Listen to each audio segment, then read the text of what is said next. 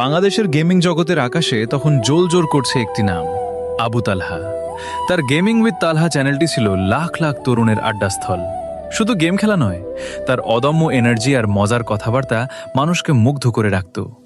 একসময় তার চ্যানেলে গেলেই দেখা যেত সেই চিরচেনা মজার মজার গেম প্লে, যা দেখে হাজার হাজার দর্শক হেসে কুটিপাটি হতো। গেমের সিরিয়াস মুহূর্তগুলোকেও তিনি নিজের রসবোধ দিয়ে আনন্দদায়ক করে তুলতেন।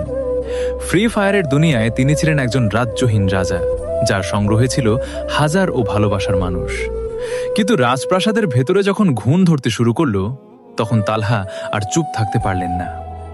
গেমের ভেতরে যখন হ্যাকারদের উপদ্রব মাত্রা ছাড়িয়ে গেল, সাধারণ প্লেয়াররা যখন তাদের অত্যাচারে অতিষ্ঠ, তালহা তখন তাদের প্রতিনিধি হয়ে রুখে দাঁড়ালেন। তিনি শুধু নিজের ভিউ বা সাবস্ক্রাইবার নিয়ে ভাবতেন না, ভাবতেন পুরো গেমিং কমিউনিটির ভবিষ্যৎ নিয়ে।